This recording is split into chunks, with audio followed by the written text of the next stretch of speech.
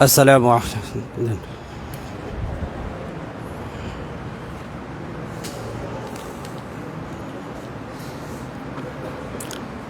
السلام عليكم ورحمة الله وبركاته.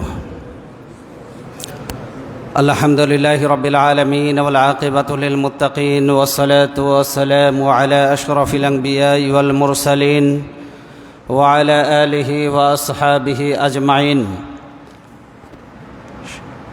قال الله تبارك وتعالى في كلامه المجيد وفرقانه الحميد: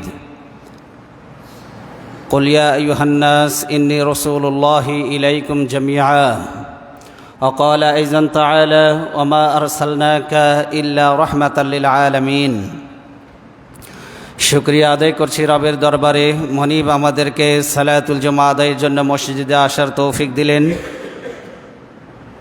রবিউল আউয়াল মাসে সৈয়দুল মুরসালিন আশরাফুল আম্বিয়া রহমাতুল লিল আলামিন সরওয়ারে দু আলম, পৃথিবীর আকাশ এবং জমিনের সর্বশ্রেষ্ঠ মহামানব, তার জীবনী নিয়ে আল্লাহ আমাদেরকে আলোচনা করার তৌফিক দিলেন।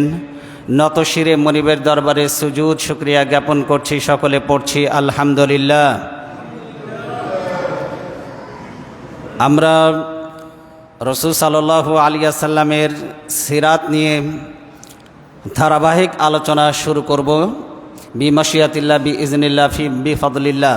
সেই ধারাবাহিকতায় আজকে আমরা রাসূল সাল্লাল্লাহু আলাইহি ওয়াসাল্লামের জন্ম বৃত্তান্ত, রাসূল সাল্লাল্লাহু আলাইহি ওয়াসাল্লাম দেখতে কেমন ছিলেন, রাসূল সাল্লাল্লাহু আলাইহি ওয়াসাল্লামের শৈশব কৈশোর, জাহিলি যুগের অবস্থা, রাসূল সাল্লাল্লাহু আলাইহি ওয়াসাল্লামের বিপ্লবাত্মক জীবন, রাসূল সাল্লাল্লাহু আলাইহি ওয়াসাল্লামের মিশন ভীষণ এবং বর্তমান পৃথিবীতে রাসূল সাল্লাল্লাহু আলাইহি ওয়াসাল্লামের আদর্শকে কাজে লাগিয়ে কিভাবে একটি সুখী, সমৃদ্ধ, কল্যাণকর একটি রাষ্ট্র গঠন করা যায়, সেই বিষয়ে রূপরেখা কেমন ছিল রাসূল সাল্লাল্লাহু আলাইহি ওয়াসাল্লামের, সেই বিষয়গুলি আমরা ধারাবাহিকভাবে আলোচনা করব, আল্লাহ যদি আমাদেরকে তৌফিক দেন।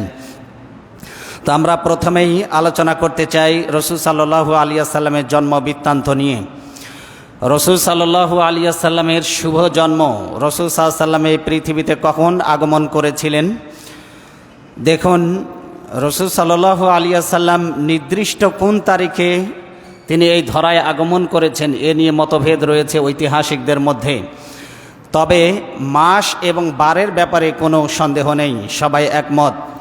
হাদিসটি খেয়াল করুন, রাসূল সাল্লাল্লাহু আলাইহি ওয়াসাল্লাম হস্তি বাহিনীর আক্রমণের বছর আব্রাহা বাদশাহ ইয়ামান দেশ থেকে তিনি যখন হস্তি বাহিনী নিয়ে কাবা ঘর আক্রমণের জন্য তিনি যখন মক্কায় আগমন করেছিলেন, সেই সময় সেই বছরেই রবিউল আউয়াল মাসে সোমবারের দিন রাসূল সাল্লাল্লাহু আলাইহি ওয়াসাল্লাম জন্মগ্রহণ করেন। বলেন কোন মাস? রবিউল আউয়াল মাসের সোমবারের দিন রাসূল সাল্লাল্লাহু আলাইহি ওয়াসাল্লাম জন্মগ্রহণ করেন। হাদিসটি খেয়াল করুন, নবীজি সাল্লাল্লাহু আলাইহি ওয়াসাল্লাম আন ইবনে আব্বাস তিনি বলেন, ইবনে আব্বাস তিনি বর্ণনা করছেন, ক্বাল ওয়ালিদান নবী সাল্লাল্লাহু আলাইহি ওয়াসাল্লাম আমাল ফিল, হস্তি বাহিনীর আক্রমণের বছর নবীজি সাল্লাল্লাহু আলাইহি ওয়াসাল্লাম এই ধরায় তিনি আগমন করেন। সেই মাসটি কোন দিন ছিল এবং দিনটি কোন দিন ছিল, সেই বিষয়ে ইবনে আব্বাস তিনি বলছেন, ওয়ালিদা রাসূলুল্লাহ সাল্লাল্লাহু আলাইহি ওয়াসাল্লাম ইয়াউমাল ইসনাইন ফি রবিউল আউয়াল, নবীজি সাল্লাল্লাহু আলাইহি ওয়াসাল্লাম রবিউল আউয়াল মাসের সোমবারের দিন জন্মগ্রহণ করেন। বলেন কোন দিন, কোন মাস? রবিউল আউয়াল মাস। এ ব্যাপারে কোনো সন্দেহ নেই, এ ব্যাপারে সকল ঐতিহাসিক একমত। হাদিসেও এ বিষয়ে বিশুদ্ধ বর্ণনা রয়েছে। রাসূল সাল্লাল্লাহু আলাইহি ওয়াসাল্লামের নাম কি ছিল? রাসূল সাল্লাল্লাহু আলাইহি ওয়াসাল্লামের নাম কোরআন এবং হাদিসে বিভিন্ন নামে আল্লাহ তাকে সম্ভাষণ করেছেন। রাসূল সাল্লাল্লাহু আলাইহি ওয়াসাল্লাম নিজের 5টি নাম তিনি একটি হাদিসে উল্লেখ করেছেন। রাসূল সাল্লাল্লাহু আলাইহি ওয়াসাল্লামের 5টি নাম একটি হাদিসে আমরা জানতে পারি। সে 5টি নাম কি? জুবাইর ইবনে মুতঈম তিনি বলছেন, নবীজি সাল্লাল্লাহু আলাইহি ওয়াসাল্লাম নবীজি থেকে তিনি বর্ণনা করেছেন, তিনি বলেন নবীজি সাল্লাল্লাহু আলাইহি ওয়াসাল্লাম নিজেকে 5টি নামে আমাদেরকে পরিচয় করিয়ে দিয়েছেন। 1 নম্বরে তিনি বলেন আনা মুহাম্মদ, নবীজি সাল্লাল্লাহু আলাইহি ওয়াসাল্লাম বলেছেন আমার নাম হলো মুহাম্মদ। 1 নম্বরে কি? সবাই বলেন। 1 নম্বরে, 2 নম্বর ওয়া আনাল আহমদ, 2 নম্বর নবীজির নাম হচ্ছে আহমদ। 2 নম্বরের নাম কি? এটা কথার জবাব দেন সবাই। 1 নম্বরে মোহাম্মদ, 2 নম্বরে আহমদ। 3 নম্বরে নবীজি সাল্লাল্লাহু আলাইহি সাল্লাম তিনি বলছেন ওয়া আনাল মাহি আল্লাযী ইউমহা বিহি বিয়াল কুফরা। নবীজি 3 নম্বরে তার নাম বলছেন আমার নাম হলো মাহি। মাহি মানে কি? নিঃশেষকারী, ধ্বংসকারী, মিটিয়ে দেওয়া। অর্থাৎ আমার মাধ্যমে কুফুরকে আল্লাহ নিশ্চিহ্ন করে দিয়েছেন। সুবহানাল্লাহ বলেন। মাহি মানে হলো নিশ্চিহ্নকারী, মুছে, যে ব্যক্তি মুছে দেয় তার নাম হলো মাহি। নবীজি বলছেন আমার নাম মাহি, কারণ আল্লাহ আমার মাধ্যমে পৃথিবী থেকে কুফুরকে চিরতরে নিঃশেষ করে দিয়েছেন। সুবহানাল্লাহ বলেন। নবীজি সাল্লাল্লাহু আলাইহি ওয়াসাল্লাম মূর্তি পূজারীদের সমাজে কোরআনের রাজ কায়েম করেছিলেন না করেন নাই? এই জন্য মূর্তি পূজার পৌত্তলিকতার শিকড় পর্যন্ত রাসূল সাল্লাল্লাহু আলাইহি ওয়াসাল্লাম উপড়ে ফেলে দিয়েছিলেন। নবীজি সাল্লাল্লাহু আলাইহি ওয়াসাল্লাম 3 নম্বরে বলছেন আমার নাম হচ্ছে ওয়ানাল হাশির আল্লাযী ইহশারুন নাস। আল্লাহ রাসূল সাল্লাল্লাহু আলাইহি ওয়াসাল্লাম বলছেন আমার নাম হলো হাশির। 4 নম্বরের নাম কি? হাশির। বলুন 4 নম্বরের নাম কি? হাশির। হাশির কেন বলা হয়েছে? আল্লাযী ইহশারুন নাস আলা আকিবি। নবীজি সাল্লাল্লাহু আলাইহি ওয়াসাল্লাম বলেন আমার নাম হাশির। হাশির মানে হলো একত্রিতকারী। তার মানে আমি নবী সবার আগে কবর থেকে মাথা উঠাবো, আমার পরে আল্লাহ সবাইকে কবর থেকে উঠাবেন। সুবহানাল্লাহ বলেন। তার মানে যত মানুষ উঠবে কবর থেকে, সবাই কার পরে উঠবে? নবীজি সাল্লাল্লাহু আলাইহি ওয়াসাল্লামের পরে কবর থেকে তারা কি হবে? জীবিত হবে। কিন্তু সবার আগে কবর থেকে কে উঠবে? বলেন, সবার আগে কবর থেকে কে উঠবে? মুহাম্মদ রাসূলুল্লাহ সাল্লাল্লাহু আলাইহি ওয়াসাল্লাম। 5 নম্বরে নবীজি সাল্লাল্লাহু আলাইহি ওয়াসাল্লাম বলছেন ওয়ানাল আকিব, আমি হচ্ছে আকিব। 5 নম্বরের নাম কি বলুন? আকিব। বলুন নাম কি? আকিব। আকিব কেন বলা হয়েছে? ওয়াল আকিবুল্লাযী লাইসা বা'দাহু নাবিয়্যুন। আকিব মানে হলো সর্বশেষ গমনকারী, আগমনকারী। তার মানে নবীজি সাল্লাল্লাহু আলাইহি ওয়াসাল্লাম বলছেন আমার পরে আর কোনো নবী এই পৃথিবীতে আগমন করবে না। সুবহানাল্লাহ বলেন। আমার পরে আর কোনো নবী হবে না, আমার পরে আর কোনো নবী আসবে না, আমার পরে আর কোনো নবীর নবুয়ত নেই। কে বলছেন এই কথা? মুহাম্মদ রাসূলুল্লাহ সাল্লাল্লাহু আলাইহি ওয়াসাল্লাম। তাহলে মুহাম্মদ সাল্লাল্লাহু আলাইহি ওয়াসাল্লামের নাম আমরা কয়টি পেলাম? 1 নম্বরে পেয়েছি মুহাম্মদ, 2 নম্বরে আহমদ, 3 নম্বরে তার নাম হচ্ছে মাহি, 4 নম্বরে হলো হাশির, আর 5 নম্বরে হলো আকিব। এই 5টি নাম রাসূলুল্লাহ সাল্লাল্লাহু আলাইহি ওয়াসাল্লামের। এটা বলা হয়েছে সহিহ আল মুসলিমের 6251 নম্বর হাদিস এবং 2354 নম্বর হাদিস। নবীজি সাল্লাল্লাহু আলাইহি ওয়াসাল্লামকে আল্লাহ কোরআনে কারিমে বাশির এবং নাজির বলে উল্লেখ করেছেন। বলেন কি নাম? ভাই একটু কথার জবাব দেন আপনারা। নবীজিকে আল্লাহ কোরআনে কারিমে বাশির এবং নাজির বলে উল্লেখ করেছেন। বলেন তো কি নামে? বাশির এবং নাজির। আল্লাহ কোরআনে বলছেন ওমা আরসালনাকা ইল্লা কাফাতাল লিন্নাসি বাশীরান ওয়া নাযীরা। এটা সূরা আস-সাবার 28 নম্বর আয়াতে আল্লাহ বলছেন হে নবী, আমি আপনাকে বাশির করে প্রেরণ করেছি। বাশির মানে হলো সুসংবাদদাতা, তার মানে তিনি জান্নাতের শুভ সংবাদ দিয়েছেন। ও নাজির, আর তিনি হচ্ছেন ভীতি প্রদর্শনকারী, তিনি জাহান্নামের ভীতি তিনি প্রদর্শন করেছেন। আল্লাহ কোরআনে মুহাম্মদ সাল্লাল্লাহু আলাইহি ওয়াসাল্লামকে মুজাম্মিল এবং মুদ্দাসির বলেছেন। বলেন কি বলেছেন? মুজাম্মিল এবং মুদ্দাসির। বলেন কি নাম?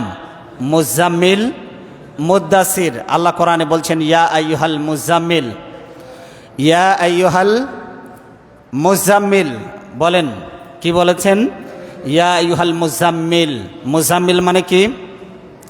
হে কম্বল আবৃত ব্যক্তি। আল্লাহ কোরআনে তাকে কম্বল আবৃত ব্যক্তি বলেছেন। ইয়া আইয়ুহাল মুদ্দাসির এই বলে সম্বোধন করেছেন। আল্লাহ কি বলছেন? কুমিল লাইলা ইল্লা কালিলা, তুমি রাতের কিছু অংশে তুমি দ্বন্দ্বময় হও। কুমিল লাইলা ইল্লা কালিলা নিসফাহু আবিনকুস মিনহু কালিলা, অর্ধরাত্রি অথবা তার চাইতেও কিছু কম। হে কম্বল আবৃত ব্যক্তি, সারা রাত তুমি ঘুমিয়ে কাটিয়ে দিও না, রাতের কিছু অংশে জেগে তুমি ইবাদত করো। পাশেরগুলো দেন। নবীজি সাল্লাল্লাহু আলাইহি ওয়াসাল্লাম তাকে আল্লাহ বলছেন মুদ্দাসির। কি বলেছেন? বলেন মুদ্দাসির। আল্লাহ বলছেন ইয়া আইয়ুহাল মুদ্দাসির, হে চাদর আবৃত ব্যক্তি, কুম ফাআনজির, উঠুন আপনি আপনার জাতিকে আপনি সতর্ক করুন। ও রব্বাকা ফাকাব্বির, আর আপনার প্রতিপালকের বড়ত্ব ঘোষণা করুন। সুবহানাল্লাহ বলেন। আপনার রবের নামে তাকবীর দিন, আপনার পালনকর্তার মহত্ব বড়ত্ব ঘোষণা করুন। সুবহানাল্লাহ বলেন। এই জন্য আমরা নামাজ শুরু করি কি দিয়ে? বলেন কি দিয়ে? তাকবীর দিয়ে। কি দিয়ে বলেন? একটু কথা বলেন। তাকবীর দিয়ে। তাকবীর মানে কি? আল্লাহর বড়ত্ব মহিমা প্রকাশের ধ্বনি। আল্লাহু আকবার, আল্লাহ ধ্বনি দিতে বলছেন, তাকবীর দিতে বলছেন। এই জন্য মুসলমানের স্লোগান হতে হবে আল্লাহু আকবার। কি স্লোগান হতে হবে? কারণ পৃথিবীতে যত স্লোগান আছে, বাবার নামে দিক আর যার নামেই দিক না কেন, যত স্লোগান আছে যত জোরে দেবেন সবগুলো যাবে নিচের দিকে। আর আল্লাহর নামে যত জোরে ধ্বনি দিবেন, আরশ ইথার পাড়ি দিয়ে অক্সিজেন ফুড়ে 7 আকাশ পাড়ি দিয়ে আল্লাহর আরশে আজিম পর্যন্ত সেই ধ্বনি পৌঁছে যায়। সুবহানাল্লাহ বলেন। এই জন্য তাকবীর হবে আল্লাহর নামে। কার নামে তাকবীর হবে? আল্লাহর নামে। কারণ দুনিয়াতে যেই দিন এসেছিলাম সেই দিন কানে ধ্বনি দেওয়া হয়েছে আল্লাহু আকবার। যেই দিন আমাদের যেই দিন নামাজ ফরজ হয়েছিল সেই দিন প্রথম ধ্বনি ছিল আল্লাহু আকবার। নামাজের শেষ ধ্বনি হচ্ছে আল্লাহু আকবার। এরপরে যেই দিন জানাজার নামাজ অনুষ্ঠিত হবে সেই দিন প্রথম ধ্বনি আল্লাহু আকবার। জানাজার 4 তকবীরের শেষ তকবীর আল্লাহু আকবার। আল্লাহু আকবার বলেই কবরে নামানো হবে, রসুলের দলে দিয়ে দেওয়া হবে। এই জন্য জীবন থাকতে দল করতে হবে রাসূলুল্লাহর দল, আল্লাহর দল। কার দল? আল্লাহ বলেছেন দল হলো 2টা, একটা হলো হিজবুল্লাহ, একটা হলো আল্লাহর দল, আল্লাহর সৈনিক। আর একটা হলো হিজবুশ শয়তান, আর একটা হলো শয়তানের দল। কার দল? বলেন কার দল? যতই দুনিয়াতে দলবাজি করেন, আজ যাই কিছু করেন, নবী মরার পরে নবীর দলে উঠাই দেওয়া হবে। কার দলে?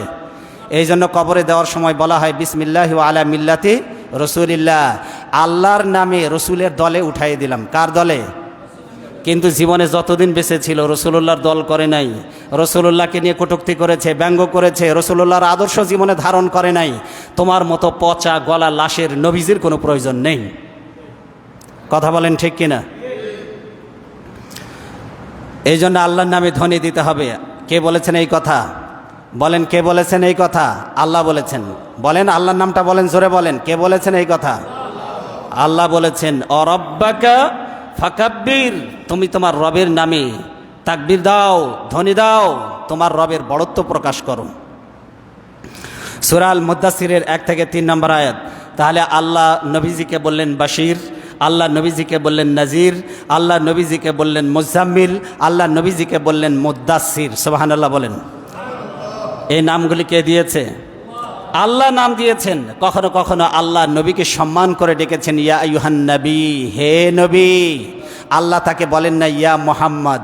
অথচ দুনিয়ার সব নবীদেরকে আল্লাহ, যত বড় পাওয়ারফুল নবী হোক, সব নবীদেরকে নাম ধরে ধরে ডেকেছেন। সুবহানাল্লাহ বলেন।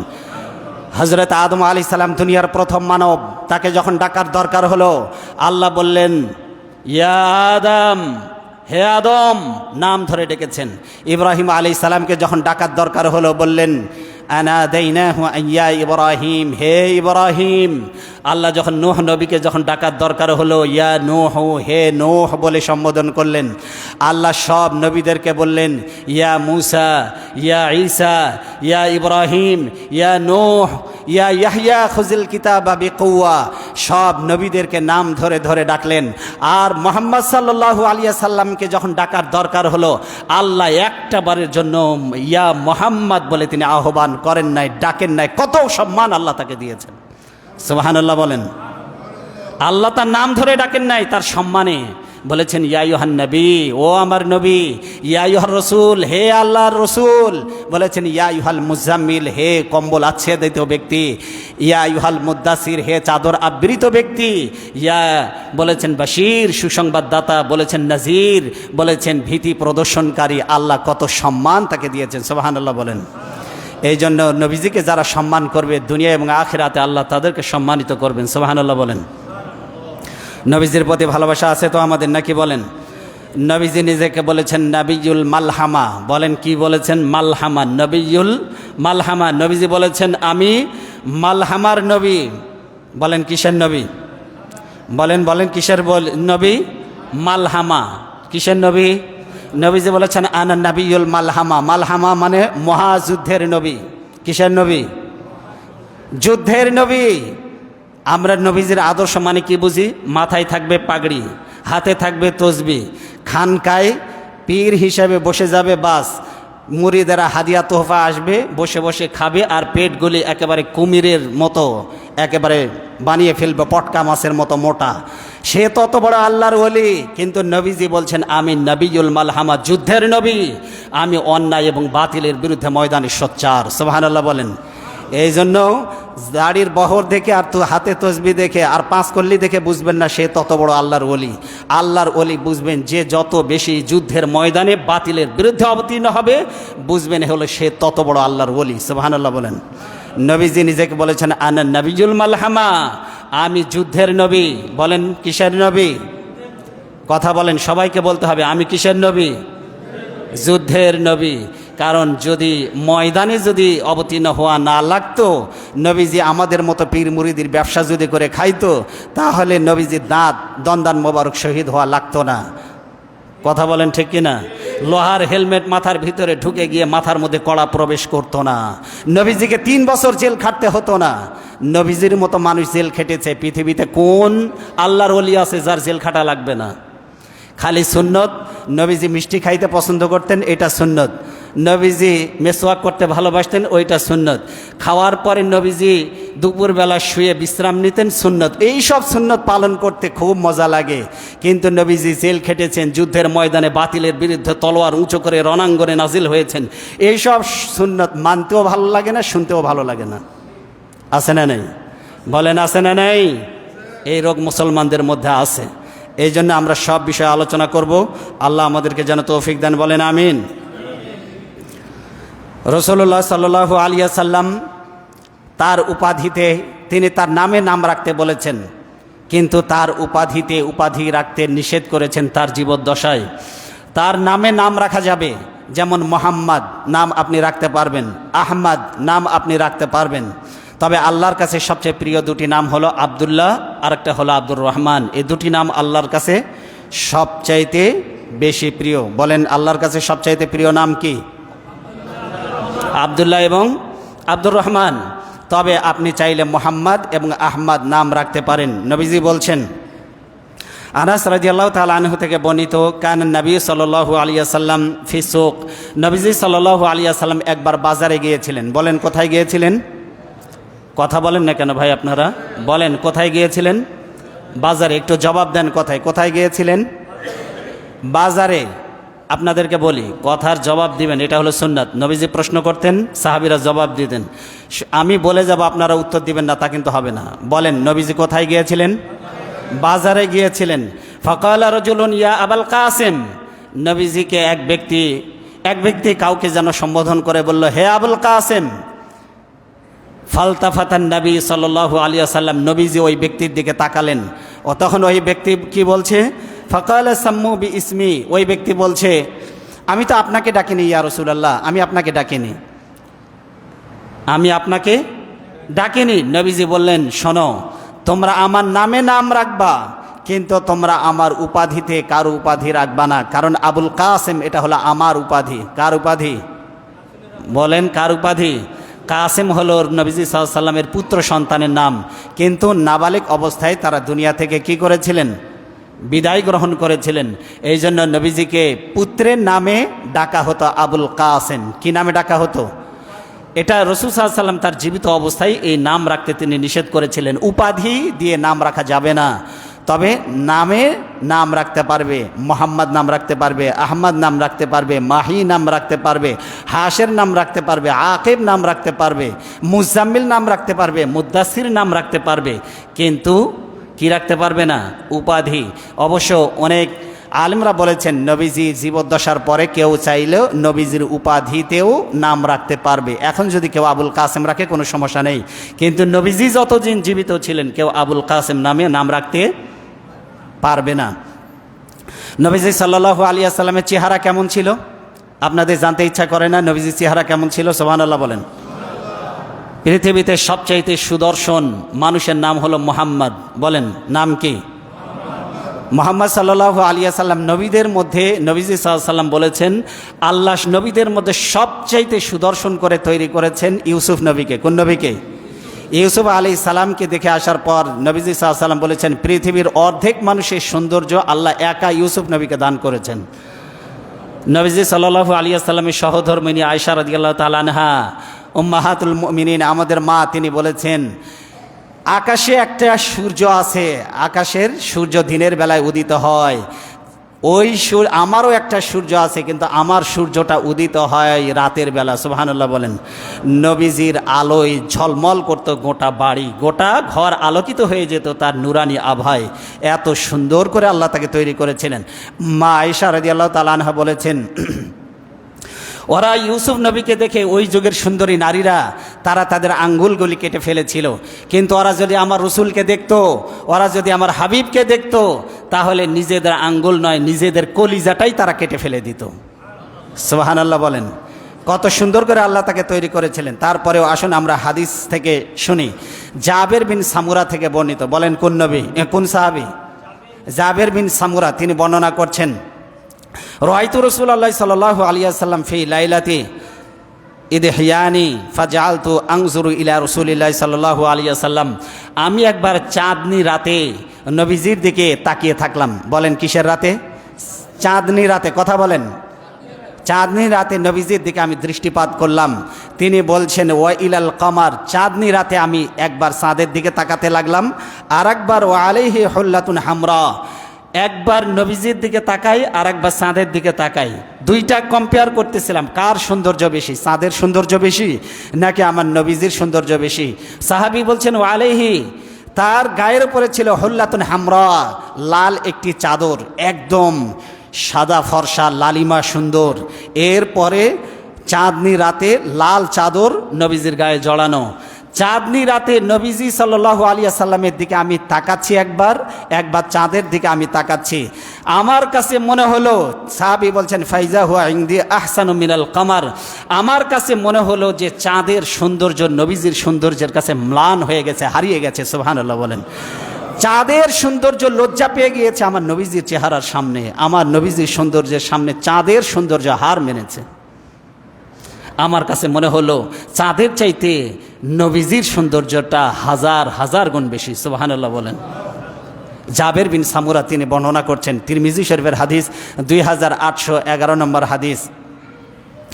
কাব বিন মালিক, তিনি বর্ণনা করছেন, ইজা সুররা ইস্তানারা ওয়াজহুহু হাত্তা কাআন্নাহু কিতাআতু কামারিন। নবীজি সাল্লাল্লাহু আলাইহি ওয়াসাল্লাম যখন খুশ মেজাজে থাকতেন, তিনি যখন হাসি খুশি থাকতেন, তখন তার চেহারা চাঁদের ন্যায়, চাঁদের সৌন্দর্যের ন্যায়, সাহাবী বলছেন চাঁদের ন্যায় ঝকমক করত, চমকাতো। যখন হাস্যোজ্জ্বল চেহারায় থাকতেন, তখন মনে হতো যেন চাঁদের মতো তিনি চকমক করছেন, ঝকমক করছেন, চাঁদের মতো চমকাতো। নবীজির সৌন্দর্য এত বেশি ছিল। এটা বলা হয়েছে বুখারী শরীফের হাদিস 3556 নম্বর হাদিস। নবীজি সাল্লাল্লাহু আলাইহি ওয়াসাল্লামের হাত কেমন ছিল, নবীজি সাল্লাল্লাহু আলাইহি ওয়াসাল্লামের এই যে হাত কেমন ছিল, এই সব বর্ণনাও এসেছে হাদিসে। নবীজি সাল্লাল্লাহু আলাইহি ওয়াসাল্লাম এমন একজন মানুষ, যার চেহারা, তার দৈহিক গঠন, তার পারিবারিক জীবন, তার রাজনৈতিক জীবন, তার সামাজিক জীবন, তার রাষ্ট্রীয় জীবন, তার পারিবারিক, তার এমন কোনো দিক ও বিভাগ নাই যা হাদিসে সন্নিবেশিত হয়নি। পৃথিবীতে এমন একজন ব্যক্তি দেখাতে পারবেন না, তার জীবনের শুরু থেকে শেষ পর্যন্ত সবটা কোট হয়েছে, লিখিত হয়েছে, এমন একজন মনীষী পৃথিবীতে দেখাতে পারবেন না।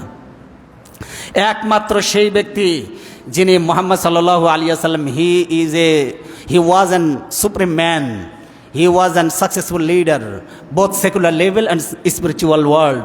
তিনি এমন এক নেতা ছিলেন যিনি একই সাথে ছিলেন আধ্যাত্মিক জগতের নেতা, আর একদিকে ছিলেন দুনিয়ারও নেতা। সুবহানাল্লাহ বলেন। কি ছিলেন? নবীজি ছিলেন দুনিয়ার নেতা, তিনি ছিলেন রাষ্ট্রপ্রধান, তিনি ছিলেন রাষ্ট্রপতি। কি ছিলেন? রাষ্ট্রপতি, রাষ্ট্রপ্রধান, তিনি ছিলেন সেনানায়ক। অনেকে মনে করে নবীজি আবার রাষ্ট্রপ্রধান, এ আবার কেমন কথা, নবীজি পীর টাইপের হবে, খানকা নিয়ে বসে থাকবে, এই রকমের একটা কনসেপ্ট অনেকের ধারণার মধ্যে রয়েছে। কিন্তু না, নবীজি সাল্লাল্লাহু আলাইহি ওয়াসাল্লাম যুদ্ধের ময়দানে সেনাপতির নেতৃত্ব দিয়েছেন, আবার সফল রাষ্ট্রনায়ক হিসাবে পৃথিবীতে সব রাষ্ট্রপ্রধানদের জন্য তিনি ছিলেন আদর্শ। সুবহানাল্লাহ বলেন।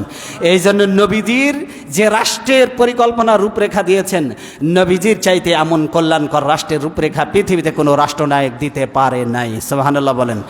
কোনো অর্থমন্ত্রী আজ পর্যন্ত কথা বলতে পারে নাই, কোনো প্রধানমন্ত্রী কথা বলতে পারে নাই। আমার রাষ্ট্রের ভিতরে কোনো নাগরিক যদি মারা যায় গরিব অবস্থায়, আর তার ঋণ যদি সে রেখে মারা যায়, তার ঋণ পরিশোধের দায়িত্ব আমি মুহাম্মদ সাল্লাল্লাহু আলাইহি ওয়াসাল্লাম নিজের কাঁধে তুলে নিলাম। এমন কোনো কথা পৃথিবীর কোনো রাষ্ট্রপ্রধান, কোনো অর্থনীতিবিদ বলতে পেরেছে?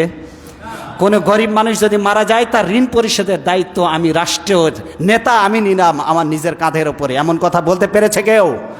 আজ পর্যন্ত কেউ বলতে পারে নাই, কিয়ামত পর্যন্ত কোনো রাষ্ট্রপ্রধান বলতে পারবে না।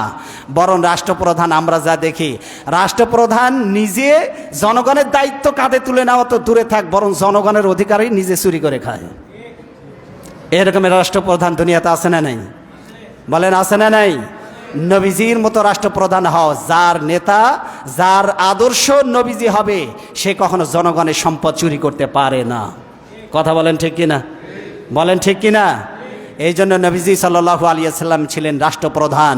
তিনি ছিলেন মসজিদের ইমাম, তিনি ছিলেন রাষ্ট্রের ইমাম, তিনি ছিলেন যুদ্ধের ময়দানে সেনাপতি, তিনি একই ধারে ছিলেন আদর্শ বাবা, তিনি ছিলেন আদর্শ স্বামী, তিনি ছিলেন আদর্শ শ্রমিক।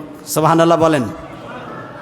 ব্রিটিশ মিউজিয়ামের এন্ট্রেন্সের সামনে সাদা ফলকে ব্রিটিশ মিউজিয়াম, সেখানে লেখা রয়েছে, as a father, as a teacher, as a lawgiver, as a law maker, as a reformer of society, Muhammad sallallahu alaihi wasallam was an unique and unparalleled and superman of the world. Subhanallah বলেন।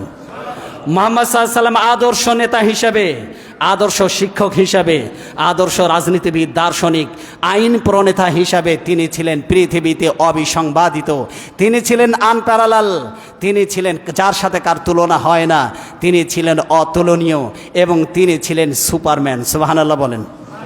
খালি সুপারম্যানের tattoo লাগালেই Superman হওয়া যায় না, সুপারম্যানের পোশাক পরলেই Superman হওয়া যায় না। মুহাম্মদ সাল্লাল্লাহু আলাইহি ওয়াসাল্লাম ছিলেন আক্ষরিক অর্থেই তিনি ছিলেন পৃথিবীতে এক অবিসংবাদিত নেতা। সুবহানাল্লাহ বলেন। এই জন্য রাসূল সাল্লাল্লাহু আলাইহি ওয়াসাল্লামের হাত কেমন ছিল দেখেন, তিনি সাহাবী বর্ণনা করছেন, জাহাইফা নামক একজন সাহাবী তিনি বর্ণনা করছেন, আমি নবীজি সাল্লাল্লাহু আলাইহি ওয়াসাল্লামের হাত ধরলাম। তিনি হাদিসে বলছেন যে ফা আখাযতু বিয়াদি, আমি নবীজি সাল্লাল্লাহু আলাইহি ওয়াসাল্লাম ফা আখাযতু বিয়াদিহি, আমি নবীজির হাত ধরলাম। ফা ওয়াদাতুহা আলা ওয়াজহি, নবীজির হাত ধরে আমি আমার চেহারার সাথে হাতটা লাগালাম। কার সাথে? আমায় আমার মুখের উপরে নবীজির হাতটা রাখলাম এইভাবে। এরপরে সাহাবী বলছেন ফাইজা হুয়া আবরাদু মিনাস সালজি, নবীজির হাতটা আমি যখন স্পর্শ করে আমার যখন গালের সঙ্গে চোয়ালের সঙ্গে যখন লাগিয়েছি, চেহারার সাথে যখন আমি লাগিয়েছি, আমার কাছে মনে হলো নবীজির হাত বরফের চাইতেও বেশি ঠান্ডা। সুবহানাল্লাহ বলেন। আর আমাদের হাত ধরলে মনে হয় যেন 104 ডিগ্রি জ্বর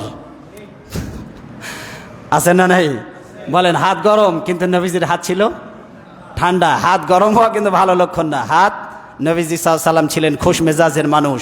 নবীজি সাল্লাল্লাহু আলাইহি ওয়াসাল্লামের কাছে যে আসতো, সে এমনভাবে নবীজির সঙ্গে জুড়ে যেত, নবীজির সাথে মিশে যেত, সে আর নবীজি থেকে কখনো আলাদা হতে চাইতো না। একজন ছিলেন কৃতদাস, যায়েদ বিন হারেস, মা বাবা থেকে ছোটবেলায় হারিয়ে গিয়েছিলেন। মা বাবা বহুকাল পরে তার সন্ধান পেল, যায়েদ ইবনুল হারেসের কাছে গিয়ে বলছে, বাবারে চলো বাড়ি ফিরে যাই, যত সম্পদ আছে সব তোমার নামে লিখে দেওয়া হবে।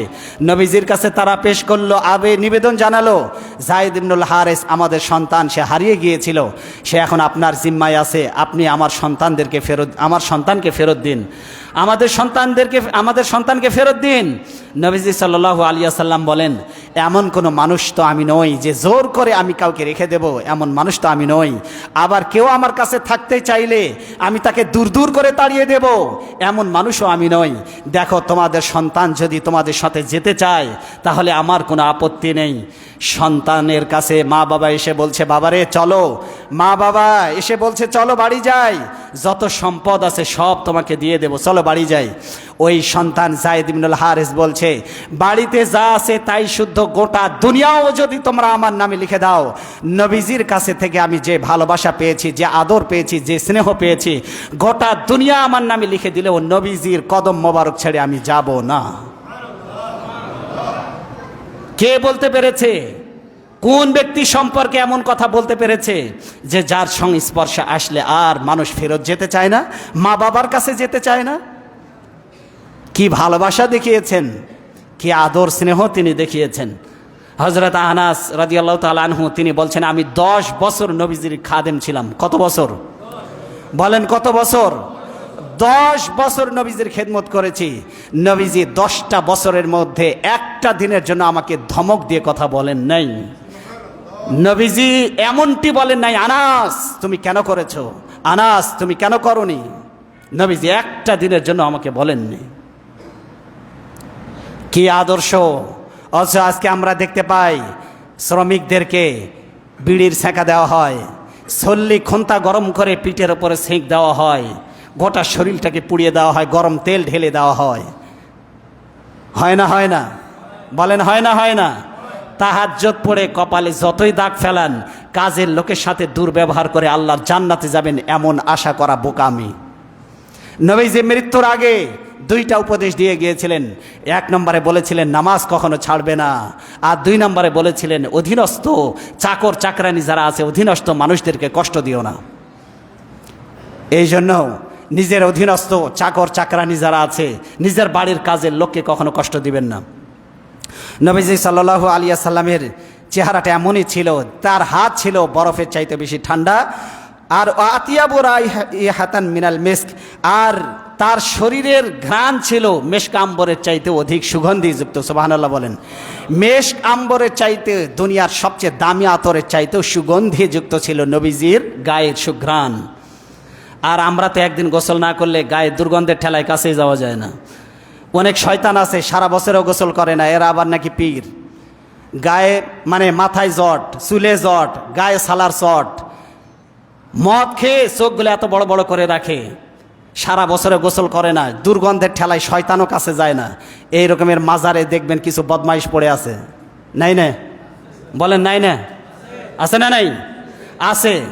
নবীজির ঘ্রাণ ছিল, নবীজির গায়ের সুঘ্রাণ ছিল মেশক আম্বরের চাইতে বেশি সুগন্ধিযুক্ত। এই জন্য সুগন্ধি ব্যবহার করা নবীজির সুন্নত। নবীজি বলেছেন 3টা জিনিস আমার কাছে সবচাইতে বেশি প্রিয়। 1 নম্বরে হলো নবীজি বলতেন সুগন্ধি আমার কাছে প্রিয়। 1 নম্বরে বলুন, নবীজি বলতেন সুগন্ধি আমার প্রিয়। 2 নম্বরে নবীজি সাল্লাল্লাহু আলাইহি সাল্লাম বলতেন স্ত্রী আমার কাছে প্রিয়। আর 3 নম্বরে বলছেন নামাজ আমার প্রিয়। সুবহানাল্লাহ বলেন। কি প্রিয়? নামাজ। নামাজের ব্যাপারে নবীজি সাল্লাল্লাহু আলাইহি সাল্লাম বলেছেন আমার চক্ষু শীতলকারী হচ্ছে নামাজ। 2 নম্বরে হচ্ছে আমার স্ত্রী কন্যা, এরা মেয়েরা আমার কাছে প্রিয়। আর 3 নম্বরে বলেছেন সুগন্ধি আমার কাছে সবচাইতে বেশি প্রিয়। সুবহানাল্লাহ বলেন। এই জন্য নিজের স্ত্রী নিজের কন্যা সন্তানদেরকে ভালোবাসা, এটা হলো নবীজির সুন্নত। কিন্তু আজ কন্যা সন্তান বারবার হয় বলে অনেক ডাকাত আছে যারা তার স্ত্রীকে তালাক পর্যন্ত দেয়। আছে না নাই? আমি এদেরকে মানুষই মনে করি না, কারণ কন্যা সন্তান পুত্র সন্তান দেওয়ার ব্যাপারে আসলে কারো কোনো ক্ষমতা নাই, বরং এখানে আল্লাহ যা চাইবেন তাই হবেন। কথা বলেন ঠিক কিনা? আল্লাহ যা চাইবেন সেটাই হবে। আল্লাহ বলছেন ইয়াহাবু লিমান ইয়াশাউ ইনাসা ওয়া ইয়াহাবু লিমান ইয়াশাউ যুকুর আও ইযাওয়িজুহুম যুকরানা ওয়া ইনাসা ওয়া ইয়াজআলু মান ইয়াশাউ আকিমা। আমি যাকে চাইবো ছেলে দেব, যাকে চাইবে মেয়ে দেব, যাকে চাইবো ছেলেও দেব মেয়েও দেব, যাকে চাইবো আমি কিচ্ছু দেব না। আছে না নাই? বলেন নিঃসন্তানী আছে না নাই? ছেলেও নাই মেয়ে নয়, টাকা পয়সা সম্পদের অভাব নাই, কিন্তু ছেলে মেয়ে হয় না। কার ক্ষমতা? বলেন কার হাত? অথচ কন্যা সন্তানের ব্যাপারে নবীজি বলছেন আমার কাছে সবচাইতে প্রিয়। নবীজি সাল্লাল্লাহু আলাইহি সাল্লামের চেহারা ছিল অতুলনীয়, অনিন্দ্য সুন্দর ছিলেন, সৌন্দর্যের পিরামিড ছিলেন। পৃথিবীতে এমন সুদর্শন মানুষ আর হয়তো আল্লাহর আকাশের নিচে জমিনের উপর আর কোনো দিন আসবে না। নবীজি সাল্লাল্লাহু আলাইহি সাল্লামের এই সৌন্দর্য সাহাবায়ে কেরাম বর্ণনা করেছেন। নবীজি সাল্লাল্লাহু আলাইহি সাল্লামের হাতের এই যে পাঞ্জা, হাতের তালুটা কেমন ছিল সেটাও হাদিসে এসেছে। নবীজি আনাস রাদিয়াল্লাহু তাআলা আনহু তিনি বলছেন মা মাসিস্তু হারিরান ওয়ালা দিবাজান আলয়ানু মিন কাফিন নবী। নবীজি সাল্লাল্লাহু আলাইহি সাল্লামের হাতু তালুটা ছিল সফটার দেন সিল্ক। রেশমি কাপড় যেমন নরম তুলতুলে ছিল, নবীজির হাতের তালুটা ছিল রেশমি কাপড়ের চাইতেও বেশি মসৃণ, বেশি কোমল এবং বেশি নরম, সফট। সুবহানাল্লাহ বলেন। এত সুন্দর করে আল্লাহ তাকে মনে হয় যেন তৈরি করেছিলেন, সৌন্দর্যের পিরামিড, সব সৌন্দর্যকে হার মানায়। বুখারী শরীফে 3561 নম্বর হাদিস। নবীজি সাল্লাল্লাহু আলাইহি সাল্লামের মুখ কেমন ছিল? দলিয়া আল ফাহাম। নবীজি সাল্লাল্লাহু আলাইহি সাল্লাম দলিয়া আল ফাম। নবীজি সাল্লাল্লাহু আলাইহি সাল্লামের মুখ ছিল গোলাকৃতির। কেমন ছিল? গোলাকৃতির, নবীজির চেহারাটা ছিল গোলাকৃতির। জাবের ইবনে সামুরা তিনি বর্ণনা করছেন রাসূল সাল্লাল্লাহু আলাইহি সাল্লামের উভয় চোখ কেমন ছিল? ডাগর চোখ ছিল। ডাগর, ডাগর চোখ মানে সুন্দর, সুন্দর বলতে যা বোঝায় ডাগর চোখ ছিল নবীজি সাল্লাল্লাহু আলাইহি সাল্লামের চোখ সম্পর্কে জাবের ইবনে সামুরা তিনি বর্ণনা করছেন আশকালুল আইনাইন, নবীজি সাল্লাল্লাহু আলাইহি সাল্লামের উভয় চোখ ছিল সাদা এবং লাল মিশ্রিত, মানে অপলক নেত্রে সুন্দর করে সাজিয়ে দিলে যেমন সুন্দর লাগে, তার চোখটা অলওয়েজ সাদা এবং লাল মিশ্রিত অবস্থায় ছিল। আল্লাহ তাকে এমনভাবে তৈরি করেছিলেন। আর গোড়ালি কেমন ছিল? নবীজি সাল্লাল্লাহু আলাইহি সাল্লামের গোড়ালি কেমন ছিল? জাবির ইবনে সামুরা তিনি বর্ণনা করছেন মানহুস আল আকিব, পায়ের গোড়ালি ছিল চিকন। নবীজির পায়ের গোড়ালি কেমন ছিল? চিকন ছিল।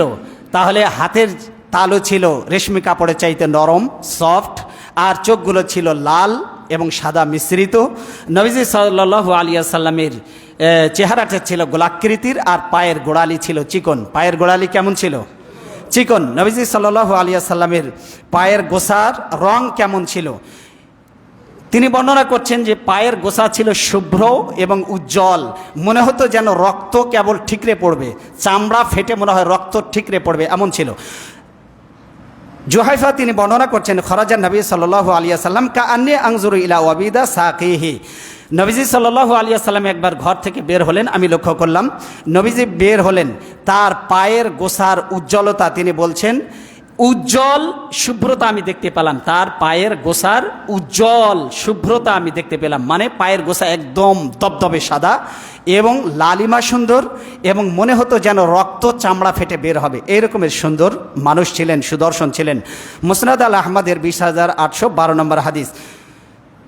এরপরে রাসূল সাল্লাল্লাহু আলাইহি সাল্লামের বগলটা কেমন ছিল? এটাও হাদিসে বর্ণনা করা হয়েছে। রাসূল সাল্লাল্লাহু আলাইহি সাল্লামের A to Z একদম বলেছি, রাজনৈতিক জীবন, সামাজিক জীবন, পারিবারিক জীবন এবং তার দৈহিক সৌন্দর্যের বর্ণনা, এবং দ্বিপাক্ষিক চুক্তির ক্ষেত্রে রাসূল সাল্লাল্লাহু আলাইহি সাল্লাম কী রণকৌশলগুলি যুদ্ধের ময়দানে প্রয়োগ করতেন, সব কিছুই এসেছে। আমরা ধারাবাহিকভাবে 10-12 জুমা রাসূল সাল্লাল্লাহু আলাইহি সাল্লামের এই সমস্ত বিভিন্ন আলোচনা এবং রাসূল সাল্লাল্লাহু আলাইহি সাল্লামের বিভিন্ন কর্মকাণ্ড নিয়ে কী পছন্দ করতেন, কী পছন্দ করতেন না, নানাবিধ বিষয় নিয়ে আমরা এই সিরিজ পর্যালোচনা করব, যেহেতু আমরা রবিউল আউয়াল মাসে পদার্পণ করেছি।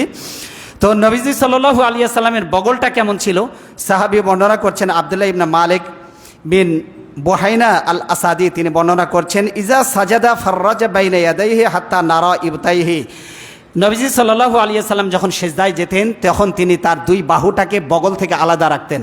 আমরা তো এরকম একদম দেহের সাথে চিপে ধরে তারপরে মাটির সাথে মিশে গিয়ে সেজদা করি না, নবীজি সাল্লাল্লাহু আলাইহি সাল্লাম এটা করতেন না। নবীজি সাল্লাল্লাহু আলাইহি সাল্লাম তার দুই বাহুটাকে বগল থেকে আলাদা রাখতেন, এবং তিনি যখন সেজদা করতেন তখন তার বগলে সাদা চামড়া দেখা যেত। সাহাবী বলছেন যে আমি নবীজি সাল্লাল্লাহু আলাইহি সাল্লামের বগলের দিকে তাকিয়ে দেখলাম নবীজির বগলটা ছিল একদম সাদা ধবধবে, কিন্তু আমরা আমাদের ন্যাচারালি যেটা হয় বগলটা কালো হয়ে যায়, ব্ল্যাক হয়ে যায়, অধিকাংশ মানুষেরই সেটা হয়। নবীজি সাল্লাল্লাহু আলাইহি সাল্লামের বগল বাহুর নিচটা ছিল একদম সাদা ধবধবে। নবীজি সাল্লাল্লাহু আলাইহি সাল্লামের কাঁধ কেমন ছিল? কাঁধ, এই প্রশস্ত কাঁধের অধিকারী তিনি ছিলেন।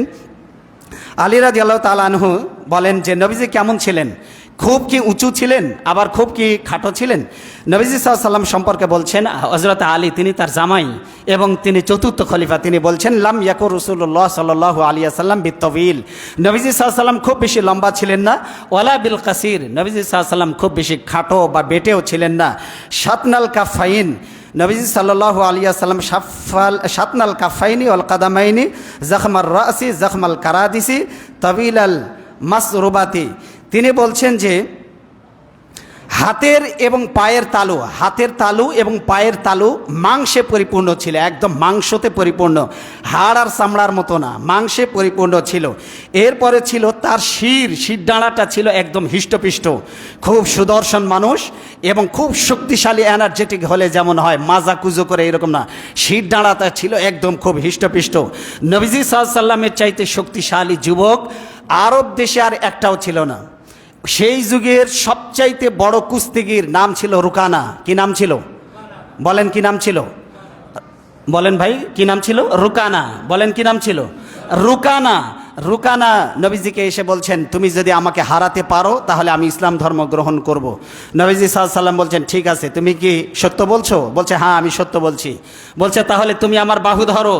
রুকানা সে একটু দাম্ভিকতার আশ্রয় নিয়ে বলল, না, তুমি আগে আমাকে মারো, আঘাত করো। নবীজি সাল্লাল্লাহু আলাইহি সাল্লাম বললেন, নবীরা যদি কারো গায়ে হাত তোলে সে আঘাত সহ্য করার ক্ষমতা পৃথিবীর কারো নাই। কারণ আমি যদি তোমাকে মারি সে আঘাত সহ্য করার মতো ক্ষমতা তোমার নেই।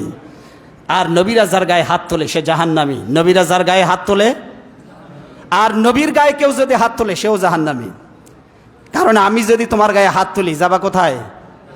সরাসরি জাহান্নামে যাবে। আর আমি যদি হাত তুলি, মাজা কোমর কিছু থাকবে না, একদম মাটির সাথে মিশে যাবা। এই জন্য নবীরা সহজে কারো গায়ে হাত তোলে না। আর যদি নবী কারো গায়ে হাত তোলে, বুঝবেন ওই দিনই তার জীবনের শেষ দিন। ওই দিনই সেই দিন। নবীজি সাল্লাল্লাহু আলাইহি সাল্লামের শির ঢালা ছিল খুব হিষ্টপিষ্ট।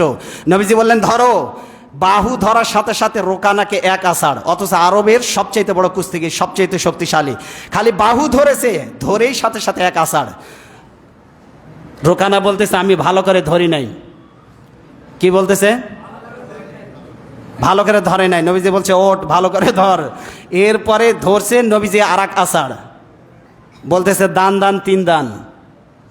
আমরা হেরে গেলেই বলি না, দান দান কয় দান?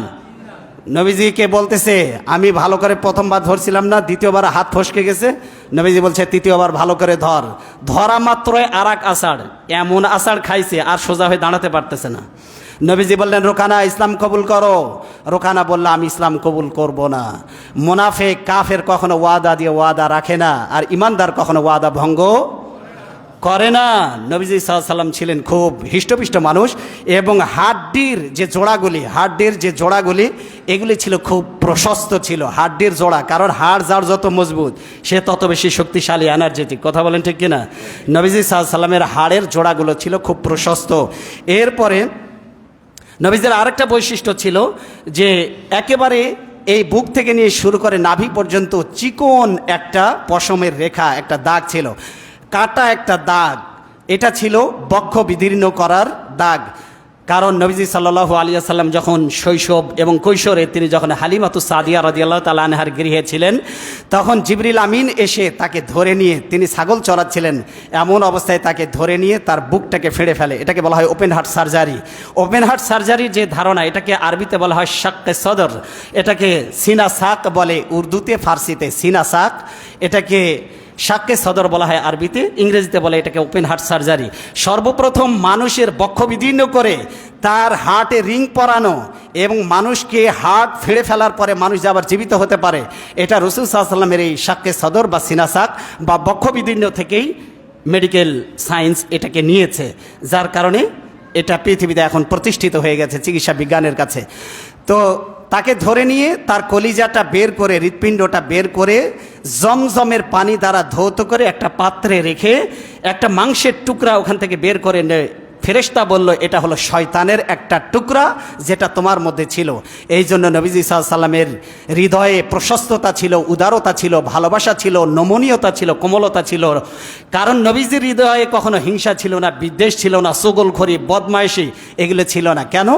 তার হৃদয়টাকে আল্লাহ 3 বার এটাকে জমজমের পানি দ্বারা ধৌত করে আবার ফেরেশতার মাধ্যমে এটাকে হার্টে, এর বুকে এটাকে সেট করে দেওয়া হয়েছে। তো প্রথম যখন রাসূল সাল্লাল্লাহু আলাইহি ওয়াসাল্লামের ওপেন হার্ট সার্জারি হয় হালিমাতুস সাদিয়ার গৃহে, বাচ্চারা, অন্যান্য রাখালেরা ভয় পেয়ে গিয়েছে। তারা দৌড়ে গিয়ে হালিমাতুস সাদিয়া তাকে খবর দিলেন, দেখো তোমার ছেলে মুহাম্মদকে কে বা কারা হত্যা করেছে। হালিমাতুস সাদিয়া রাদিয়াল্লাহু তাআলা আনহা দৌড়ে এসে দেখলেন রাসূল সাল্লাল্লাহু আলাইহি ওয়াসাল্লাম জীবিত অবস্থায় তিনি দাঁড়িয়ে আছেন, কিন্তু ভয়ের কারণে তার চেহারা বিবর্ণ হয়ে গিয়েছে। তো রাসূল সাল্লাল্লাহু আলাইহি ওয়াসাল্লামের এই বুকটা ফাড়া ছিল, চিকন একটা দাগ ছিল, এটা মূলত ছিল ওপেন হার্ট সার্জারির দাগ। এটা কিসের দাগ? ওপেন হার্ট সার্জারির দাগ। 3 বার রাসূল সাল্লাল্লাহু আলাইহি ওয়াসাল্লামের সিনাটাকে আল্লাহ জমজমের পানি দ্বারা ধৌত করে স্বর্ণের পাত্রে রেখেছিলেন। স্বর্ণের পাত্রে কেন? কারণ স্বর্ণ এমন এক জিনিস যেটা কখনো পচে না, যেটা কখনো কি হয় না, যেটা কখনো পচে না, যেটা কখনো ঘুনে নষ্ট করতে পারে না, যেটা কখনো নষ্ট হয় না। মাটিতেও যদি পুঁতে রাখেন তাহলে মাটিও এটাকে খেতে পারবে না পৃথিবীতে এমন এক দামি পদার্থ হচ্ছে স্বর্ণ। এই জন্য জমজমের পানি দ্বারা স্বর্ণের পাত্রে রেখে ফেরেশতা দ্বারা ধৌত করে নবীজির হার্টটাকে সেট করা হয়েছে। এই জন্যই উদারতা, ভালোবাসা, হৃদ্যতা দিয়ে পরিপূর্ণ ছিল রাসূল সাল্লাল্লাহু আলাইহি ওয়াসাল্লামের হৃদয়। কি ছিল? এই জন্য নবীজি হচ্ছেন সকলের জন্য আদর্শ। As a father, as a teacher, as a law giver, as a law maker, as a reformer of society, মোহাম্মদ সাল্লাল্লাহু আলাইহি ওয়াসাল্লাম was an unique and unparallel and fantastic and superman of the world. He was a successful man, both secular level and spiritual world. এই জন্য নবীজি সাল্লাল্লাহু আলাইহি ওয়াসাল্লামের আদর্শের বিকল্প কিছু নাই। অমুক নেতা, তমুক নেতা, অমুক ভাই, তমুক ভাই, পৃথিবীতে যেই নেতার পিছনে স্লোগান দেন আপনারা, কোনো নেতার ব্যাপারে অনুসারীরা কি বলতে পারবে আমার নেতা জীবনে কোনোদিন মিথ্যা কথা বলে নাই? কোনো নেতার ব্যাপারে কোনো অনুসারী গ্যারান্টি দিতে পারবে? কিন্তু মুহাম্মদ সাল্লাল্লাহু আলাইহি ওয়াসাল্লাম ছিলেন সেই নেতা যিনি বলেছেন, রাতের অন্ধকারে আমার মধ্যে যা দেখতে পাও, দিনের আলোতে আমার মধ্যে যা দেখতে পাও, সবগুলি খুলে খুলে মানুষের সামনে বলে দাও, মানুষকে বলে দাও। আমার কাছে গোপন বলে কোনো জিনিস নেই। পৃথিবীতে এত বড় কথা পৃথিবীতে কোনো নেতা বলতে পেরেছে আজ পর্যন্ত? বরং নেতাদেরকে বলতে শুনি, আমি যা বলি তাই শোনো, আমি কি করি তা দেখতে যাও না। কথা বোঝেন নাই? কারণ জনগণের সামনে বড় বড় লেকচার দিয়ে তারপরে গোপনে যায় আকাম করে, এরকমের নেতা আছে না নাই সমাজে?